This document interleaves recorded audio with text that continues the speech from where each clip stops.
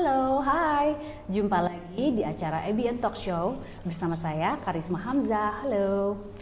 Nah, hari ini kita live-nya berbeda ya, karena tempatnya berbeda, mejanya beda, kursinya juga beda. Karena apa? Karena kita sekarang hari ini ada di ABN, ABN apa namanya? Group of Companies Headquarter. Iya. Nah, di sini kenapa kita hari ini live dari Bandung? Karena narasumber kita ini ada di Bandung dan saya kejar narasumbernya sampai ke sini. Nah, narasumber kita ini adalah seorang wanita yang tegar sekali dan juga semangat hidupnya tinggi sekali. Saya sebelahan dengan beliau nih ya. Auranya tuh terasa sampai ke sini. Benar-benar semangatnya tuh tinggi sekali dan benar-benar terasa. Nah, udah nggak sabar kan untuk ngobrol lagi dengan narasumber kita. Perkenalkan, ini adalah Mbak Yuni Nugraha. Halo. Halo Mbak Yuni, sapa dulu dong. Iya. Halo, apa kabar? Gimana, sudah banyak yang bergabung? Oke, kita lihat ya banyak yang bergabung apa enggak ya. Yang sudah bergabung, coba lambaikan tangan virtual boleh. Iya, sudah banyak nih yang bergabung ya. Oke, good news juga, kita hari ini akan bahas mengenai dunia belum berakhir walaupun divonis gagal ginjal. Sebentar dipin dulu ya judulnya. Nah, kita juga nanti selama acara kita akan ada kurang lebih ada 3 pertanyaan atau 1 pertanyaan untuk 3 pemenang. Kira-kira gimana Mbak? 3 pertanyaan. 3 pertanyaan. Oke, hari ini kita akan bagi-bagi hadiah yaitu voucher dari OVO, voucher e-voucher sebesar Rp100.000 dan hadiahnya adalah untuk 3 pemenang yang beruntung. Cara mengikuti caranya berbeda kali ini yaitu Mbak Yuni akan memberikan sebuah pertanyaan ya. Nanti di akhir acara ini tolong di-post di teman-teman, IG teman-teman, caranya jawaban dari pertanyaan Mbak Yuni dan tolong tag ABN Today serta tag juga teman Anda banyak-banyaknya. Nah, kita akan pilih jawaban yang paling benar tentunya dan satu lagi jawaban yang paling banyak tagnya. Oke? Ya, gitu aja ya Mbak Yuni ya? Iya. Mungkin ada lagi? Nggak ada ya, itu aja ya. Oke Mbak Yuni.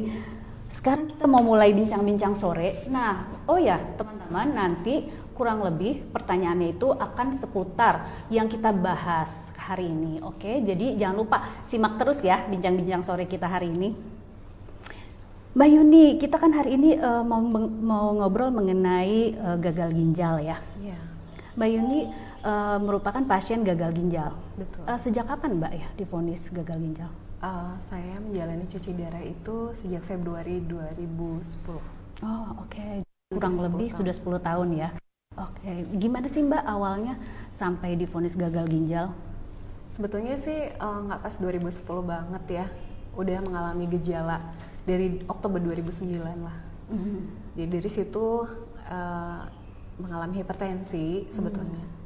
Awalnya tuh bangun tidur terus kayak kesemutan sebadan badan gitu, mual segala macem. Terus ternyata begitu memeriksakan ke dokter, tensi darah saya tuh tinggi gitu.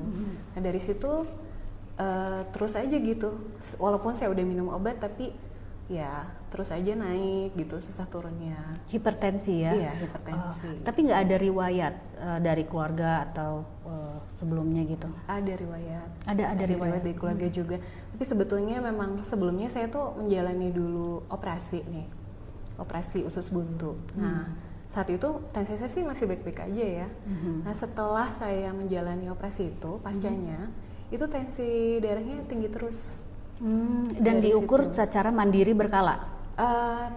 Pas abis perawatan juga sih, dari situ setiap di tensi tuh tinggi lagi gitu. Nah akhirnya ke dokter keluarga saya memeriksakan diri dan beliau dokternya meminta saya untuk memeriksakan lebih lanjut ke rumah sakit gitu. Nah akhirnya saya juga memutuskan untuk ke rumah sakit dan ke poli penyakit dalam lah waktu itu ya, karena umur saya masih muda gitu, sekitar 27. Sekitar 27 pada saat itu ya. Terus saya konsul juga dengan dokter, kenapa tensi darah saya tinggi gitu. Iya. Nah beliau bilang kalau masih muda tapi tensi darahnya sudah tinggi seperti ini, biasa ada kerusakan di ginjalnya. Oke. Pada waktu itu Mbak Yuni ingat nggak kira-kira tingginya seberapa tinggi, Mbak? Oh ya, 140 ya. Saya kan nggak pernah tuh 140, ngerasain oke. setinggi itu ya. Ya biasanya 120, 80, nggak pernah 128/80, nggak pernah sampai 130 pun. Iya. Nah, cuma pada saat itu 140, 130, bahkan 160 juga pernah.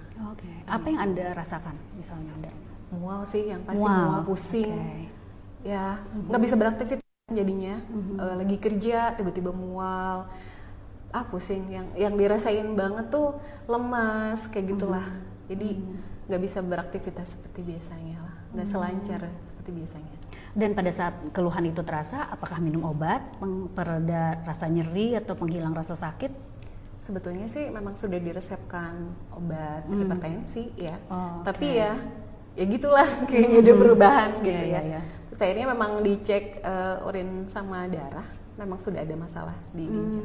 Jadi yang menyebabkan ada vonis itu adalah dicek urin ya dan darah. Iya. Dari situ baru terlihat. Tapi tanda-tanda awalnya adalah hipertensi. Hipertensi. Oke. Nah, Mbak Yuni biasanya kan ya gagal ginjal ada yang orang sakit di pinggang atau apa, misalnya kurang minum atau apa. Tapi Mbak Yuni selama ini nggak pernah seperti itu. Saya pernah ngalamin. Tapi kayak bangun tidur tuh seringnya tuh sakit pinggang, tapi setelah minum hilang. Oh, Gitu aja sih. Setelah minum hilang. Oke. Begitu bangun tidur saya minum, memang sakit pinggang kerasa, tapi udah minum udah hilang. Gitu sih. Jadi setiap ada rasa pinggangnya agak-agak kurang nyaman, itu pasti biasanya sedang dalam kondisi kurang minum tubuhnya ya. Tapi lebih ke bangun tidur ya. Lebih ke bangun tidur. Hari-hari biasa sih enggak. Oh, Gitu. baik. Pas aktivitas biasa. Oh ya, teman-teman di sini mungkin yang menyaksikan, apabila teman-teman ada pertanyaan dan mungkin ada yang mengalami gejala-gejala serupa atau apa, mungkin ada yang ingin ditanyakan, silahkan ya, bisa ditanyakan anytime.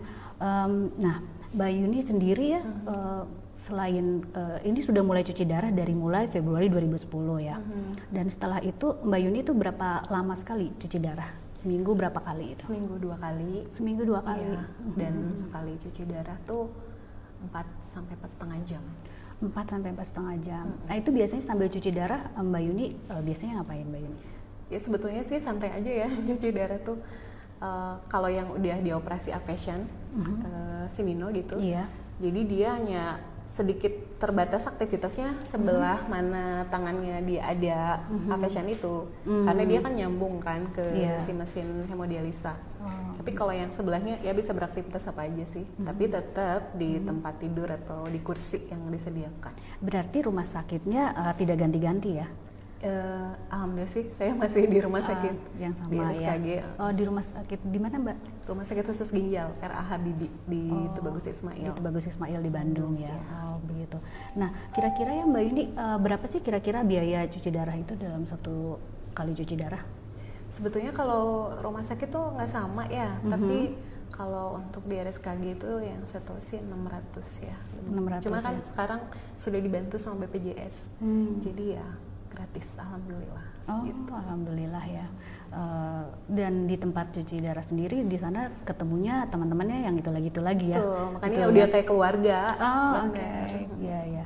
Dan Mbak Yuni sekarang ada pola hidup seperti apa yang Mbak jalankan? Misalnya pola makan atau pola tidur atau seperti apa yang Mbak sekarang jalankan? Kalau pola makan sih sebetulnya sama aja sih ya, seperti orang normal. Hanya memang ada ketentuannya. Ada yang boleh dimakan, nggak boleh dimakan, kayak gitulah. Biasanya konsultasi sama bagian gizi kalau di rumah sakit. Cuman yang pasti, yang paling berbahaya banget itu untuk pasien gagal ginjal atau HD itu adalah kalium. Itu yang paling harus ya. Jadi sebetulnya boleh, tubuh kita membutuhkan, tapi nggak boleh dalam asupan terlalu banyak, terlalu besar. Dan itu biasanya makanan-makanan yang enak. Oh, apa aja itu Mbak? Masakan Padang. Oh, masakan Padang banyak kaliumnya. Iya, kan ada santan ya. Pokoknya semua unsur yang ada kelapa-kelapanya tuh. Itu nikmat banget kan, tapi nggak boleh. Gitu. Terus buah-buahan. Buah-buahan. Buah-buahan sebetulnya masih boleh ada beberapa, dan setiap orang juga punya daya tahannya beda-beda ya. Ada yang misalnya bisa-bisa aja, nggak ngerasain sesak atau apa gitu.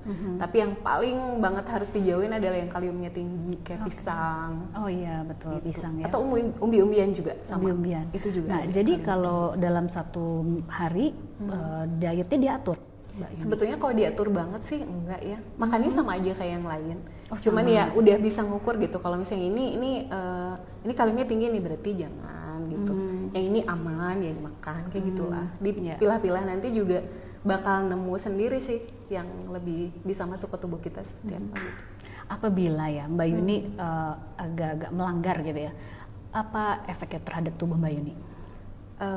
Alhamdulillah sampai saat ini saya tuh jadi kayak ada sensor ya. Oh, Kalau udah tiba-tiba ada, saya sudah makannya tumbuh nggak benar, sensornya ya. itu dia suka mual. Nah kayak gitu ya. Nah kalau untuk kalium udah pasti nggak enak dada, kayak ada sesek kayak gitulah. Tapi ya alhamdulillah sih sejauh ini masih bisa ngatur. Dan setelah itu mungkin kontrol ke rumah sakit ya. Ya misalnya itu yang ya. pasti. Jadi kalau misalnya ada keluhan setiap kali kita cuci darah, itu kan dokter suka visit tuh ke Iya. kita. Itu kita sampaikan sama Sampaikan, dokter oke, seperti apa gitu. Kalau konsumsi airnya atau minuman bagaimana Mbak? Dibatasi. Dibatasi. Iya. Hanya Jadi, air putih mungkin atau sebetulnya- boleh kopi dan lain-lain? Kalau sebetulnya memang air putih ya yang bagusnya. Tapi kita itu pas yang cuci darah tuh paling seneng banget kalau nemu teh manis dingin. Teh manis dingin itu godaan sekali ya. Iya, itu, Aduh. tapi itu nggak apa-apa sih. Oh, nggak apa-apa, Sama masih boleh? Dokter juga tidak dilarang. Bahkan kita tuh kayak punya minuman kebesaran gitu. Oh, minuman simbol gitu ya. Benar, soalnya semacam- yang dirasain sama kita tuh kalau nggak dingin banget ya panas gitu. Oh, Jadi kalau setengah-setengah tuh rugi gitu minumnya. harus Karena enak dibatasin, gitu ya. kan? Harus enak banget minumnya baru minum. Kalau enggak gitu. tuh aduh jangan deh, Enggak, lebih baik enggak ya. mau. Tahan gitu ya. Karena kita dibatasin gitu. Dan pasti punya kegemaran makan es batu. Oh gitu. Iya. Makan es batu. Makan es batu, gigit udah kayak kacang. Oh, jadi cemilannya itu sekarang es batu. Iya, Itu biasanya saya pikir supaya kurus ya ternyata. Soalnya gimana ya, mungkin ada sensasi kayak seger gitu. Seger di mulut karena kita kan dibatasi. Tapi masuknya sedikit gitu ya. Dibatasin minumnya kayak gitu sih. Nggak apa-apa lah selama bukan kayak jus-jus buah kayak gitu ya, atau yang kadar natriumnya tinggi banget ya. Kalau misalnya minuman kemasan kayak gitu ya jangan terlalu banyak aja lah. Ya diukur lah gitu. Jadi berapa satu hari takarannya bolehnya, Mbak? 500 ml itu pun sudah termasuk kuah-kuah makan ya. Oh, sudah termasuk kuah makanan 500 mili ya. Iya. Berarti kurang lebih 2 gelas seperti ini ya. 2 gelas, kayaknya 2 gelas yang biasa, 2 gelas setengah. Oh, 2 gelas setengah. Oke. Oh, baik. Mbak Yuni sendiri kalau misalnya efek dari cuci darah itu bagaimana Mbak ke tubuh gitu? Selain ya tentunya membersihkan ya, ada mungkin efek sampingnya atau apa yang Mbak Yuni rasakan misalnya? Dari pertama kali cuci darah udah pasti fisik ya. Saya pernah ngalamin berat badan 37 kilo, bayangin coba. Anak SD. Anak SD kelas 5 itu kayaknya ya. 37 kilo, kurus banget, itu mau duduk di mana aja tuh kerasa sakit karena Tidak ada bantalan ya. Betul. nggak ada bantalan lemak gitu loh. Nah terus dari kulit juga gelap, udah pasti ya. Terus muka pucat, pokoknya memang kurang indah lah untuk dipandang. Terus kadang-kadang Enggak, suka masih cantik, kelihatan betul. agak galak gitu ya, apalagi kalau misalnya pas lagi airnya banyak kita tidur, terus kan kalau orang yang cuci darah tuh kalau airnya banyak tuh jadi ngisi rongga yang kosong kan ya. Dia tuh kadang numpuknya di mata, di pipi kayak gitu. Jadi Ya, perubahan fisiknya bengkak-bengkak signifikan gitu ya sih. Mbak ya, tumpukannya itu bentuknya ya. Begitu. Mengalir ke tempat yang lebih rendah Iya. gitu. Jadi kalau berbaring ke kiri jadi akan sebelah kiri gitu ya. Seperti Iya, paham, itu, paham. bengkak ada matanya. Oke. Tapi sejauh ini dari dokter sendiri support dan dari teman-teman dan juga dari keluarga pastinya tinggi ya. Iya, Mbak Yuni ikut komunitas atau apa gitu mungkin? iya. Saya ikut komunitas pasien cuci darah. kan Namanya betul tuh ya. KPCDI. KPCDI. Ya, Komunitas Pasien Cuci Darah Indonesia. Oh. Itu udah besar banget gitu. Anggotanya berapa tuh Mbak? Udah banyak sih ya. Kurang lebih mungkin? Mungkin ada di bawah 1000 mungkin ya. Oh, Banyak gitu. banget sih. Banyak banget ya. Soalnya tersebarnya kan di mana-mana. Gitu. Se-Indonesia ya Mbak ya? Betul. Itu tuh benar-benar bikin kita jadi ngerasa nggak sendirian. Kayak gitu, kita masih punya teman yang sama sakitnya seperti kita. Iya. Atau ada kayak fan page atau apa ya, Facebook gitu lah di ya, Facebook ada grup-grup Facebook gitu yang ada kaitannya sama cuci darah seperti apa happy dialisis, terus ada hidup ginjal muda. Saya apa grup-grup seperti itu. Itu memberi semangat ya, terasa ya Mbak? Memberi semangat, tempat bertukar pikiran. Terus kalau kita ada keluhan apa-apa disampaikan di sana, pasti nggak akan jauh beda sih. Rata-rata pasien cuci darah pasti ngalamin hal yang sama gitu. Jadi ketika kita nemuin masalah, nanti mereka bisa jawab. Itu pasti begini, solusinya begini gitu. Jadi teman curhat gitu ya, tempat curhat itu. Dan banyak solusinya ya. Sering kopi darat mungkin sering jumpa atau? Iya, ada. Rutin? Kadang-kadang sih ada, nggak terlalu rutin juga. Tapi biasanya suka diinformasikan kalau mau ada kopdar kayak gitu. Oh begitu. Ketemu sama teman-teman yang selama ini cuma di medsos, tapi tiba-tiba ketemu di dunia nyata jadi gitu. Maksudnya ketemu ini gitu ya, langsung bertatap muka. Soalnya kan tadi apa namanya KPDCI ya, KPDCI itu Komunitas Pasien Cuci Darah Indonesia. Iya. Itu kan seluruh Indonesia. Jadi kalau kopi darat pasti mungkin ada cabang Bandung mungkin ya. Iya betul. Ada kayak Jawa Barat, Jakarta, macam-macam sih. Oke. Mbak Yuni sendiri sejak cuci darah ya, apakah ada terasa misalnya mobilitas jadi terbatas atau bagaimana gitu? Iya, saya merasakan memang nggak selancar dulu lah ya, cepet lelah lah gitu ya. Cepet pasti. lelah ya. Tapi ya semua harus terukur sih. Jadi kalau misalnya lelah ya istirahat aja gitu. Setelah lelah ya lanjutkan lagi, ya seperti itulah. Pokoknya saya ngerasa ya kalau itu bisa saya kerjakan, Tapi kalau misalnya itu sulit untuk saya kerjakan dengan keterbatasan tenaga saya, berarti ya saya harus tahu diri gitu. Apakah Mbak Yuni juga masih olahraga? Saya enggak sebetulnya. Kalau cuma jalan-jalan aja mungkin iya, tapi kalau untuk olahraga kebetulan saya sih belum bisa gitu ya. Mungkin pasien yang lain ada yang masih bisa berolahraga sampai sekarang. Gitu. Tinggal mungkin dari ini ya derajat kekronisan ininya ya penyakitnya. Iya, bisa dari tergantung sih daya tahan orang gitu, terus kondisinya dari lama cuci darah juga berpengaruh juga. Kalau saya mungkin stretching aja kayaknya sih. Hanya itu aja. Yang penting sirkulasi ya. Yang penting bergerak lah ya.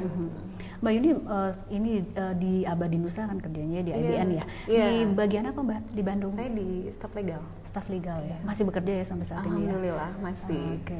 Iya. Dan kesibukannya selain bekerja di rumah atau atau seperti biasa saya seorang istri. Jadi ya seperti biasalah. Ya. Dan Mbak Yuni sendiri punya hobi apa nih ceritanya? Saya punya hobi nyanyi, terus saya juga ikut komunitas Bollywood. Pencinta Bollywood. Saya pencinta Bollywood. Gitu. Artis Bollywood paling suka yang mana nih? Shah Rukh Khan. Shah Rukh Khan, oke. Udah pasti Shah Rukh Khan. Kalau artis perempuannya? Kajol. Kajol. Jadi kita panggilnya Mbak Yuni Kajol aja ya. Mbak Yuni Kajol. Jadi ikut komunitas Bollywood. Iya. Oke. Mungkin jadi bisa nyanyi gitu ya? Iya. Nyanyi lagu Bollywood atau lagu India gitu? Iya. Oke. Kalau kita udah ngobrol sama teman-teman yang Bollywood itu, karena kita punya hobi yang sama, bahkan kita ngerumpiinnya juga bintang-bintang Bollywood juga. Iya, betul. Pokoknya ya ngikutin perkembangan gitu. Iya. Mbak Yuni juga saya lihat kayaknya seneng dandan gitu ya, dan berbakat seni gitu ya. Suka juga ini hobi juga dandan gitu ya. Iya. Bahkan saya punya channel juga di YouTube. Sebetulnya lebih ke buat have fun aja sih. Di situ ada tutorial yang saya bikin. Wow, hebat banget. Simple gitu. Tapi ala saya ya, mungkin agak-agak keluar dari ikhtisar perdandanan gitu. Nggak apa-apa, setiap orang itu beda-beda kan. Mungkin. Oke, Mbak, mungkin kita cek dulu ya. Mungkin ada ada yang sudah bertanya nih Mbak. Boleh kita bantu jawab dulu ya? Oke. Sebentar ya Mbak ya. Oke.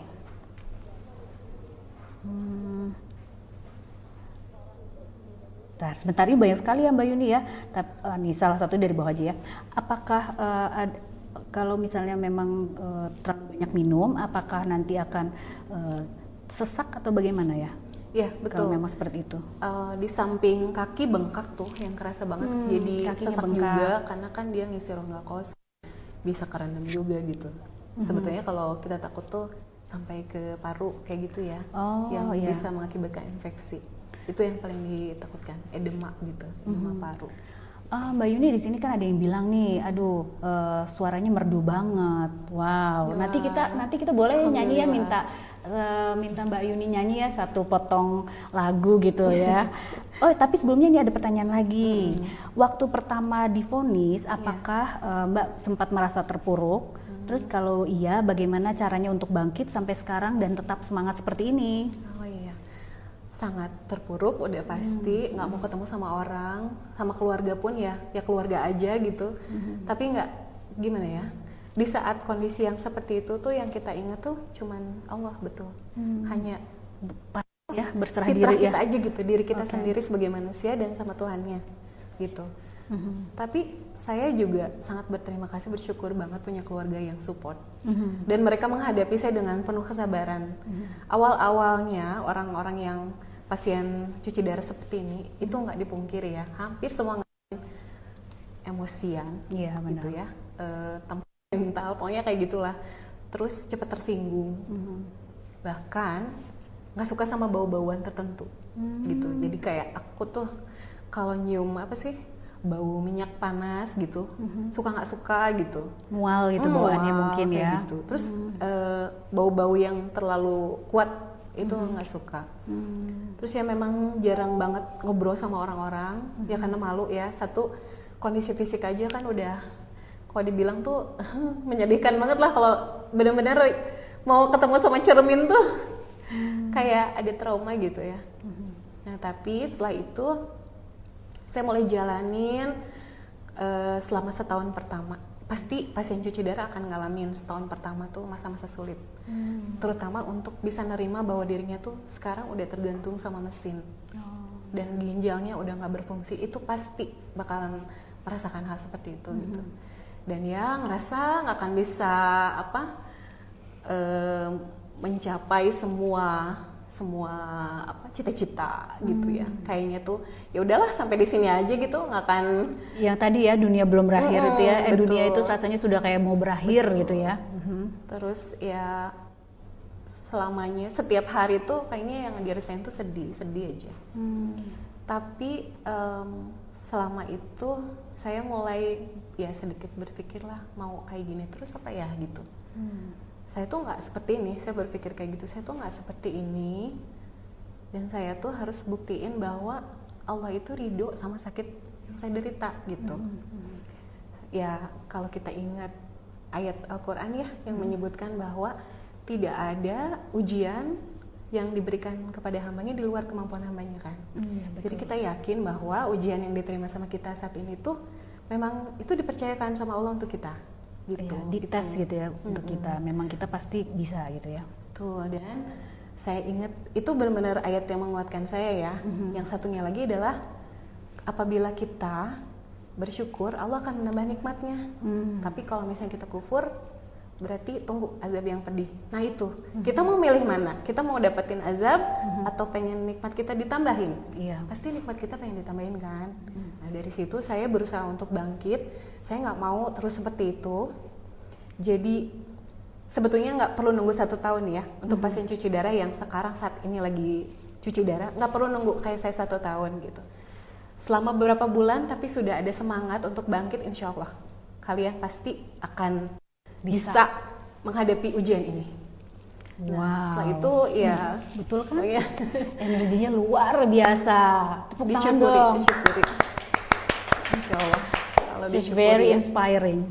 Jadi kita bersyukur bahwa sampai saat ini kita masih diberikan kepercayaan umur sama Allah, dan sakit itu tuh alert gitu ya. Jadi kayak alarm sebetulnya untuk kita bisa mengisi hidup kita lebih baik lagi. Gitu aja sih. Menyemangati diri kayak lebih gitu, dan menerima ikhlas gitu. Menerima ya. Mbak, ini ada pertanyaan nih. Awal mulanya mungkin kita boleh ulang sedikit ya, divonis ini bagaimana Mbak, dan apa yang menjadi faktor penyebabnya? Kan banyak nih penderita atau pasien gagal ginjal gitu ya di Indonesia. Nah, mereka ini rata-rata penyebabnya apa? Mungkin teman-teman banyak yang mau tahu juga, dan kita bisa meningkatkan awareness gitu dari teman-teman supaya lebih memperbaiki lifestyle atau mungkin dari gaya hidup yang mungkin kurang sehat gitu ya. Mungkin Mbak Yuni bisa ini share sedikit. Sebetulnya pasien cuci darah itu bukan cuma ngejalanin cuci darah aja, dia harus banyak belajar gitu kan, menghadapi, tapi ngejalaninnya seperti apa supaya hidupnya tetap berkualitas, terus cuci darahnya juga tetap mencapai target gitu ya istilahnya. Nah, selama ini tuh saya berusaha untuk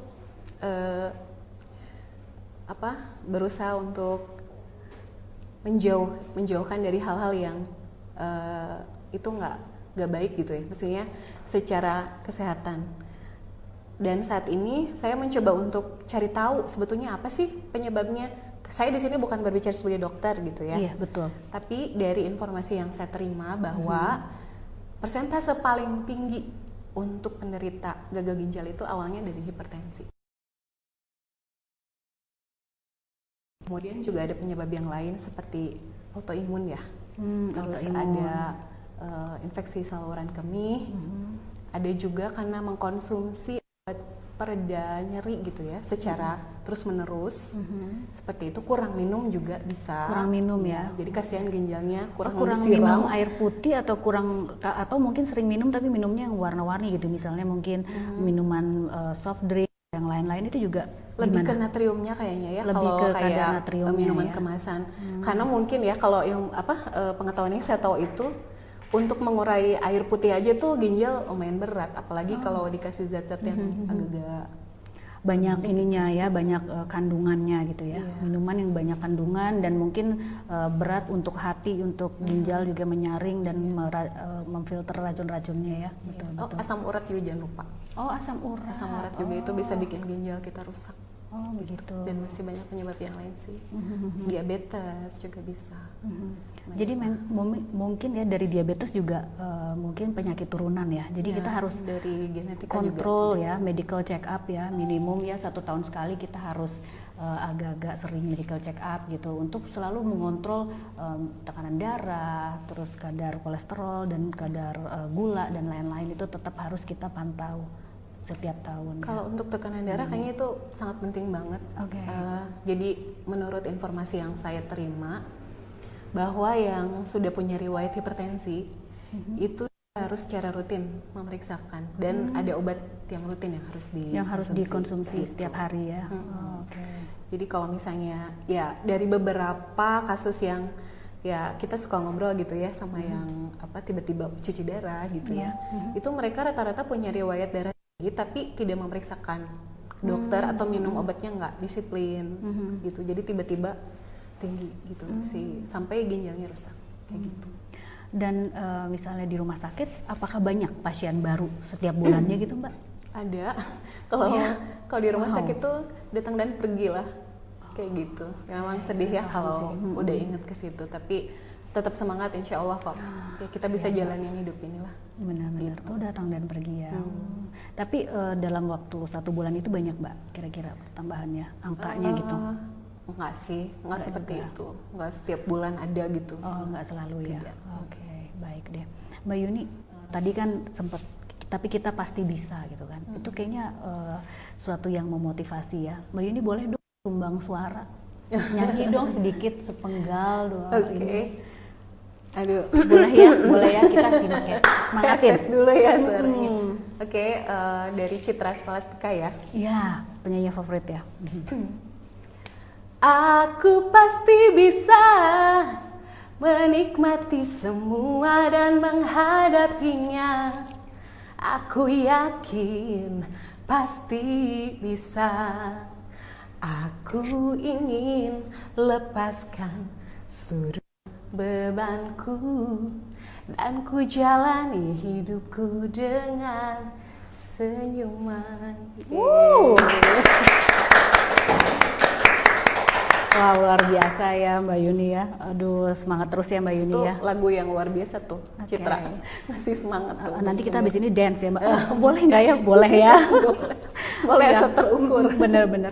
Oh ya Mbak Yuni, saya ada pertanyaan lagi nih.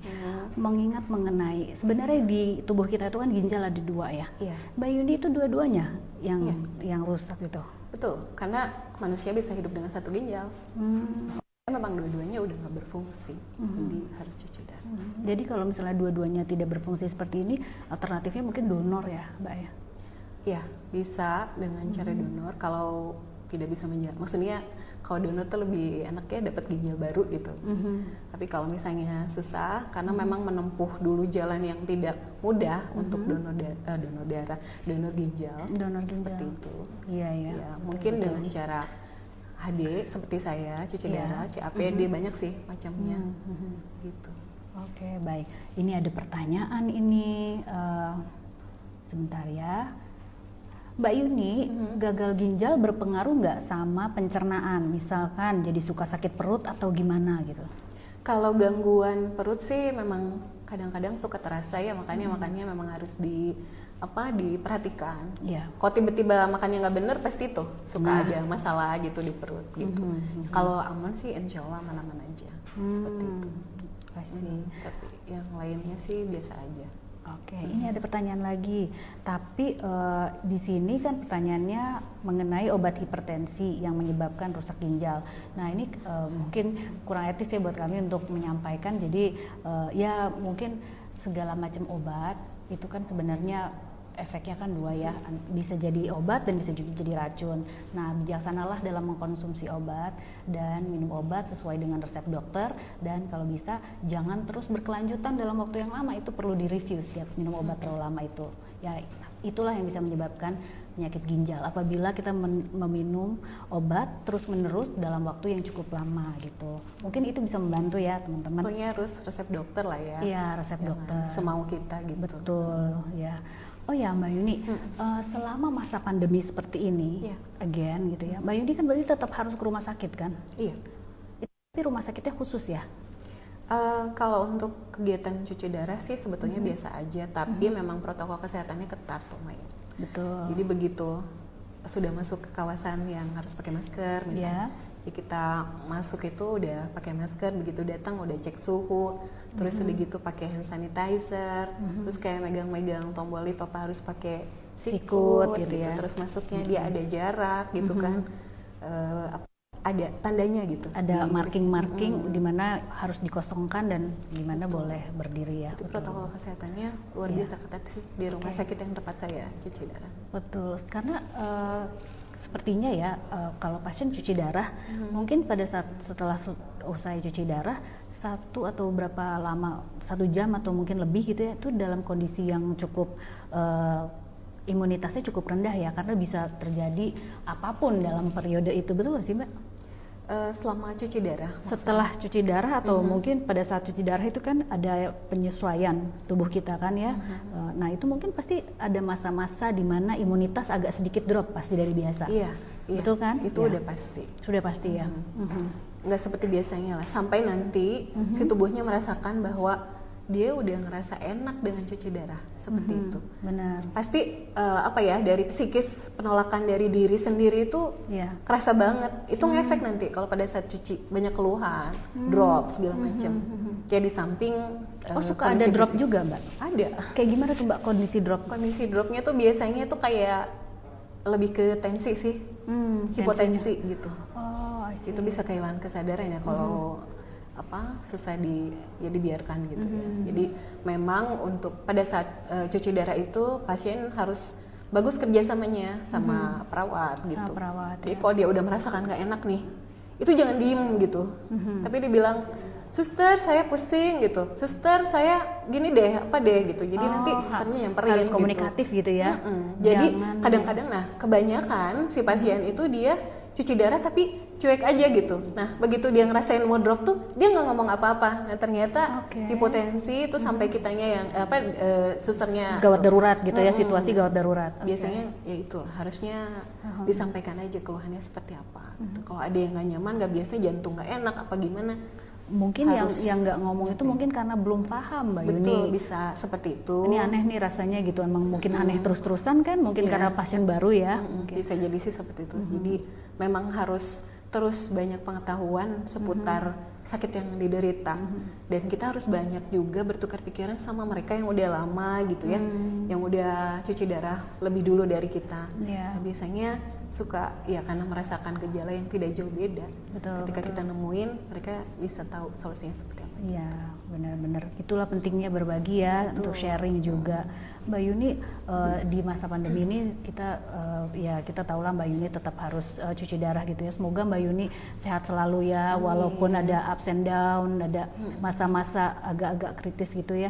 Tapi ya Mbak Yuni harus tetap semangat dan jaga diri ya. Pokoknya sehat selalu ya Mbak ya. Jadi cuci darah itu bukan akhir dari segalanya. Betul. Kita masih tetap bisa enjoy life, ya kan? Masih bisa beraktivitas. Insya Allah masih bisa. Betul. Ya, Mbak Yuni, ini ada pertanyaan lagi. Bagaimana cara Mbak Yuni bisa tetap produktif walaupun sebagai pasien cuci darah? Semangat. Udah pasti yang pertama tuh semangat ya. Terus jangan sedih. Kalau melo-melo dikit wajar lah ya. Tapi balik lagi gitu, bangkit lagi. Cari teman yang penyemangat. banyak. Cari teman yang banyak dong. Oh iya benar, cari teman yang banyak. Jalan-jalan main. Apa terserah boleh deh aktivitas yang kayak gitu, yang penting terukur gitu. Dengarkan musik ya Dengerin kan. musik, kayak saya seneng musik. Hibur diri aja gitu ya. Betul. Jangan stres. Kalau ada yang bikin stres, empaskan gitu. Baiklah. Nah, ada pertanyaan lagi nih. Seberapa banyak waktu yang Ibu sisihkan dalam sepekan untuk treatment cuci darah, termasuk terapi dan sebagainya, apabila ada? Nggak ada sih, cuci darah aja. Ya itu seminggu 2 kali aja. Seminggu 2 kali aja. Satu hari 4,5 jam dan sudah. Yang lainnya seperti biasa. Paling kita agak-agak sedikit manjain diri lah kalau habis cuci itu biasanya saya suka rebahan gitu. Pijat gitu boleh nggak, Mbak?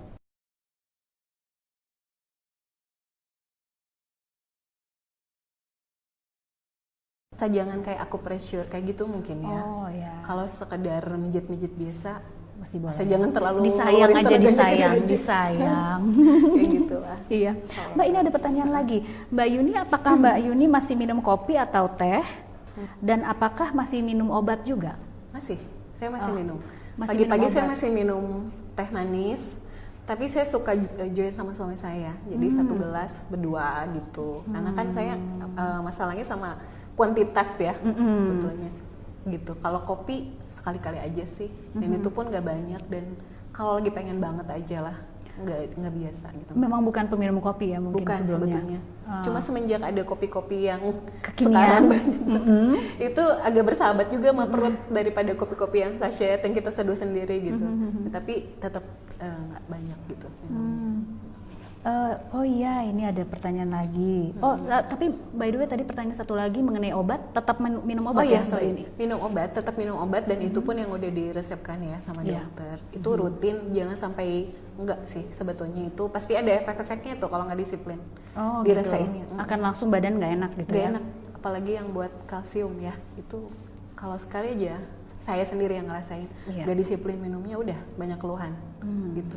Tensi juga sama. Jadi cek di rumah secara mandiri? Saat ini saya belum sih. Oh ceknya di kantor mungkin ya? Oke. Aduh, apa dijelasin? Oh ya, Mbak Yuni, ini ada pertanyaan lagi. Dengan jumlah air dan buah-buahan yang dibatasi, apakah pencernaan jadi tidak terganggu? Misalnya, dan bagaimana cara mengimbanginya? Mungkin lebih ke kayak serat gitu ya? Iya, serat. Gak masalah sih, alhamdulillah. Selama ini saya nggak ada masalah sama pencernaan. Walaupun konsumsi buah-buahan ya, buah-buahannya nggak terlalu banyak. Karena kita kan harus ya makan serat gitu setiap hari agar lancar gitu ya.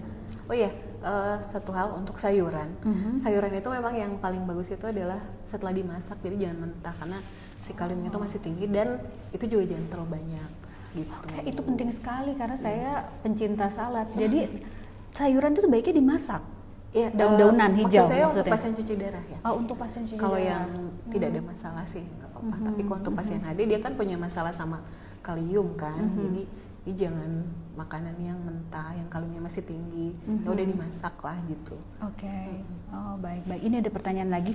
Bagaimana mengatur pola makan untuk pasien gagal ginjal? Pola makan sama aja sih seperti yang lainnya.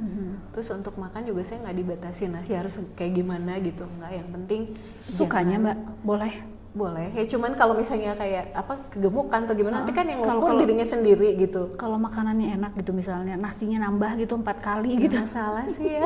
Justru jangan sampai jadi susah makan karena dia kan bisa malnutrisi. Nanti HB-nya turun, nanti dia harus transfusi darah. Kayak gitu. Nah, itu biasanya masalah yang sering ditemuin sama pasien HD itu karena mereka tuh suka susah makan. Mual gitu, malas makan gitu. Nanti HB-nya turun gitu. Oke, jangan di ini aja ya, dikontrol secara mandiri aja. Tetap harus ada proteinnya juga. Kalau mau ada sayuran ya gentle banyak gitulah.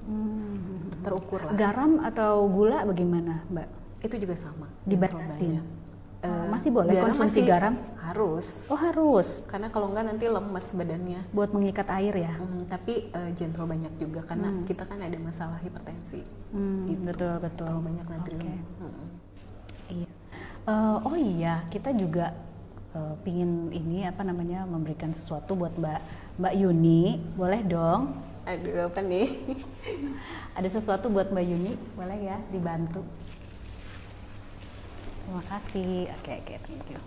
Mbak Yuni, ini ada sesuatu dari EBN buat Mbak Yuni. Aduh, Semangat makasih terus banget. ya. Iya, insya Allah. Mudah-mudahan bermanfaat. Makasih Oke. banget ABN. Iya, nah Mbak Yuni, oh iya, ini masih ada, boleh deh nih, karena kita sebenarnya mau bacain pertanyaannya lagi. Nah ini satu lagi ya, Mbak, kalau konsumsi jamu-jamuan bisa mengakibatkan gagal ginjal, mohon arahan dan infonya. Iya, kalau dari informasi yang saya tahu begitu. Jadi ya tidak dianjurkan untuk banyak minum-minum seperti itulah. Saya sih nggak terbiasa dulu ya minum Bukan minum jamu ya? bukan peminum jamu gitu. Tapi rata-rata memang Mungkin dari informasi yang saya tahu diiringi seperti itu. dengan air putih ya, konsumsi air putih yang banyak sehingga tidak terlalu konsentrasinya tidak terlalu tinggi gitu. Dan Karena kan mudah kita diurai. minum obat aja juga minum air putihnya pasti banyak ya. Betul, Gitu. betul. Jadi ya harus konsumsi air putihnya mungkin lebih tinggi daripada Oke. yang lain gitu. Oh iya, Mbak Yuni. Nah ini kayaknya udah nggak ada pertanyaan lagi. Kasih hadiah buat Mbak Yuni. Nah Mbak Yuni mungkin mau kasih hadiah buat penonton di rumah iya. atau yang menyaksikan. Mungkin pertanyaannya boleh. Pertanyaannya apa nih Mbak Yuni? Satu aja deh pertanyaan. Satu pertanyaan untuk 3 pemenang. Ya. Oke. Tadi caranya saya ulangi lagi ya. Caranya nanti di akhir tayangan ini tuliskan jawaban Anda dan posting di story Anda dan jangan lupa di tag ABN Today ya. ABN Today-nya di tag dan jangan lupa sertakan teman Anda, tag teman Anda sebanyak mungkin ya. Supaya apa? Supaya mereka mungkin akan terbantu dengan menonton tayangan ini dan bisa meningkatkan lagi awareness dan juga memberikan semangat dan mudah-mudahan inspiring tokoh kita hari ini bisa menambah semangat buat teman-teman yang membutuhkan semangat ya. Oke, silakan Mbak Yuni, pertanyaannya apa? Pertanyaannya, sudah berapa lama saya menjalani cuci darah? Ya, oke, gampang banget untuk semua yang menyimak ya. Langsung nanti ya di akhir jangan lupa jawabannya ada kok tadi kita sudah bahas Iya, ya. dari awal banget ya. Dan jangan lupa ya yang terbanyak tag teman-temannya dan jangan lupa yang jawabannya paling benar nanti akan mendapatkan e-voucher dari OVO sebesar Rp100.000. Oke, untuk 3 pemenang yang beruntung. Nah, oke, Mbak Yuni, boleh mungkin buat teman-teman yang menyaksikan, Mbak Yuni bisa share mungkin sedikit pesan atau apa mungkin buat teman-teman yang menyaksikan. Silakan Mbak Yuni. Oke, buat teman-teman yang saat ini menderita sakit yang sama, mengalami sakit yang sama dengan saya, tetap semangat, tetap happy, jangan sedih, dan makin dekat sama Allah ya, karena komunikasi dengan Allah itu yang paling penting yang bikin kita makin kuat. Terus jalani hidup seperti biasanya, tetap berteman, tetap beraktivitas, jangan sendirian aja, karena itu bisa bikin kita tambah sedih. Dan disyukuri apapun yang kita terima saat ini disyukuri supaya ditambah lagi nikmatnya. Dan jangan pernah melupakan kasih sayang juga perhatian dari orang-orang terdekat kita. Doakan juga mereka, keluarga, orang terkasih, teman-teman, sahabat, siapapun yang saya nggak bisa sebutin satu persatu ya.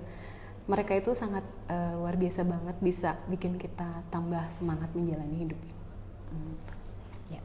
Mbak Yuni juga ingin mengucapkan terima kasih mungkin.